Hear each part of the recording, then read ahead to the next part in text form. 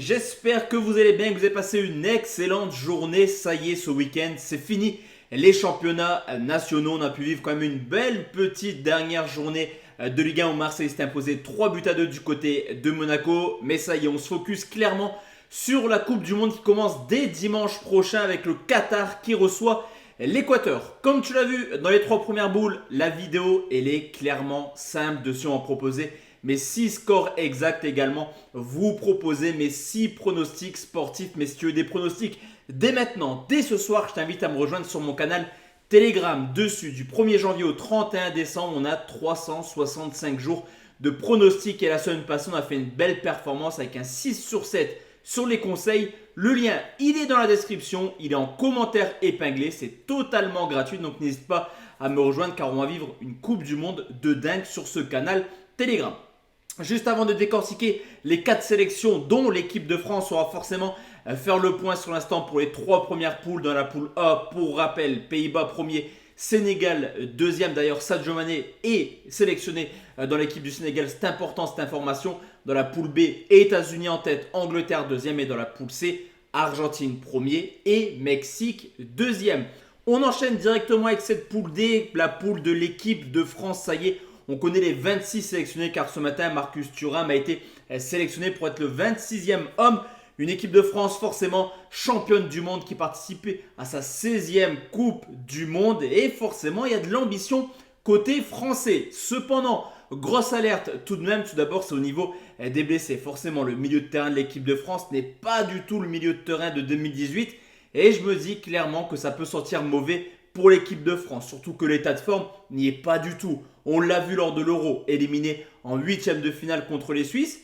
Également une participation à la Ligue des Nations complètement catastrophique. Les Français ont terminé 3e dans un groupe plutôt abordable, voire largement abordable. Et ce qui est encore plus inquiétant côté français, mis à part l'état de forme et les blessés, c'est un petit peu ce qui se passe pour le champion du monde depuis maintenant 3 éditions, qu'elles ce soit en 2010, 2014 ou 2018. Le champion du monde s'est toujours fait éliminer en phase de poule. Donc attention, ça sent un petit peu le roussi pour l'équipe de France.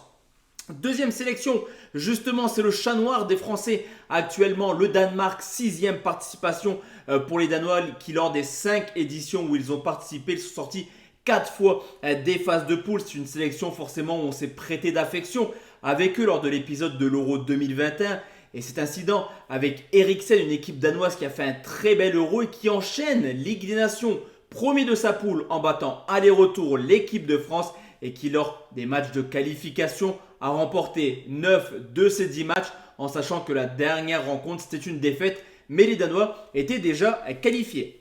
La troisième sélection, c'est une sélection africaine. En l'occurrence, ce sera la Tunisie. Là aussi, 6e participation pour les Tunisiens qui, au contraire du Danemark, ne sont jamais sortis des poules. 15 matchs de Coupe du Monde, seulement 2 petites victoires et une équipe de Tunisie qui, mine de rien, a eu que ce soit au tirage au sort de la phase de poule, un groupe plutôt abordable, mais également lors des qualifications où ils ont sorti le Mali, la poule était également plutôt abordable pour les Tunisiens. Ce qui est inquiétant également côté de la Tunisie, c'est un petit peu l'état de forme. On a pu le voir lors de la CAN, c'était pas extraordinaire, certes un quart de finale, mais dans l'ensemble de la compétition, on n'a pas vu une Tunisie très sereine, mais qui jouera comme d'habitude, comme toutes les équipes africaines, avec un cœur énorme.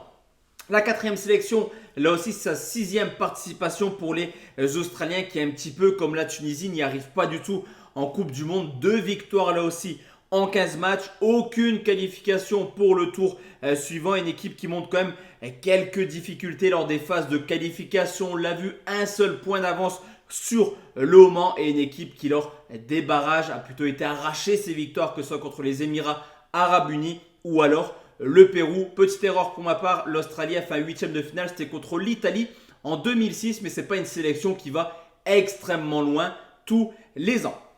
Let's go la team, on va partir tranquillement cette fois-ci sur les pronostics. On commence avec la France qui joue l'Australie 22 novembre à 20h et sur ce coup, je ne vois pas l'Australie faire une grande compétition, je les vois même terminer dernier, je préfère vous le dire directement de cette poule et je pense que les Français seront capables de s'imposer. Je vais mettre le petit score de 2-0. On enchaîne avec les Danois qui jouent la Tunisie. C'est le même jour. Par contre, là, ce sera 14h et non pas à 20h. Je fais du Danemark vraiment un des favoris de cette Coupe du Monde. Alors quand je dis un des favoris de cette Coupe du Monde, je les vois aller facilement en huitième de finale, voire en quart de finale.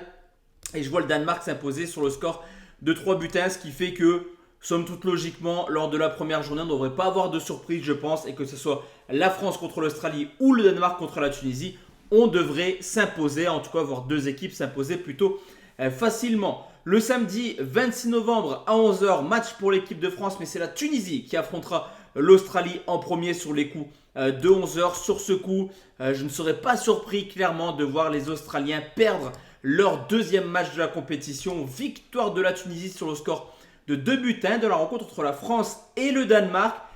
On va prendre une surprise. Clairement, pour moi, je ne vois pas l'équipe de France terminer premier de cette poule et je me dis que les Danois sont capables de s'imposer. La France a quand même du talent offensif, mais le milieu de terrain elle est complètement catastrophique, je trouve. Et là aussi, je prends une victoire des Danois sur le score de 2 buts à 1, ce qui nous donne au classement le Danemark en tête avec 6 points et qualifié. Si tout reste comme ça, la France, la Tunisie avec 3 points et l'Australie, bonne dernière avec 0 points. Les troisièmes matchs, vous le savez, ils se jouent en même temps. Donc en l'occurrence, ce sera le mercredi 30 novembre sur les coups de 16h pour les 4 sélections de cette poule. Les Danois qui devraient faire un petit peu tourner mais qui pourraient s'imposer 1-0 contre une équipe d'Australie qui n'aura plus rien à espérer. Donc les Danois en tête avec 9 points. Et dans le dernier match, forcément, malheur au vaincu entre la Tunisie et l'équipe de France. Je pense quand même que les Français seront capables de s'imposer. Je vais prendre le score de 4 buts à 2. Ça pourrait être un match extrêmement ouvert. Et donc je vois les Français s'imposer 4-2.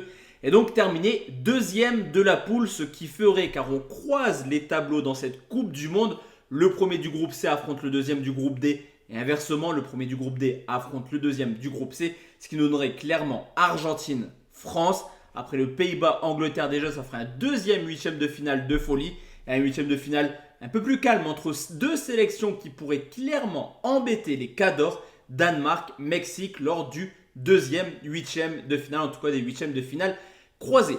Si on doit parler pronostic sportif, la team se rencontre entre la France et l'Australie. Je vais partir sur la France. S'impose par au moins 2 buts d'écart, cote à 1,52. Danemark-Tunisie, victoire du Danemark, cote à 1,40. Tunisie-Australie, Tunisie ou nul, cote à 1,41. France-Danemark est clairement valu sur ce coup, mais Danemark ou nul actuellement, j'insiste bien sur le côté actuel, coté à 1,76.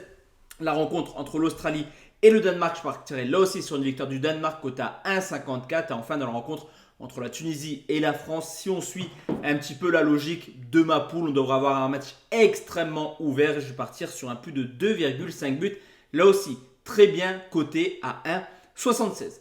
Donc voici la team, mon analyse concernant la poule D. Forcément, on se retrouve demain soir, ce mardi, sur les coups de 20h, 21h pour parler de la poule E. Espagne, Costa Rica, Allemagne, Japon. Et on va enchaîner tout au long de cette compétition après la poule F, Belgique, Canada, Maroc, Croatie. Et enfin la poule G et H avec le Brésil et le Portugal. Deux favoris clairement. Je vous laisse regarder la sélection portugaise, mais elle est magnifique. Je trouve cohérent derrière, au milieu, devant. C'est une très belle sélection, mais les Brésiliens peuvent également aller chercher une nouvelle étoile sur leur maillot. On se retrouve demain soir, comme je vous l'ai dit, sur YouTube. Excellente soirée à tous et à toutes. Ciao, ciao.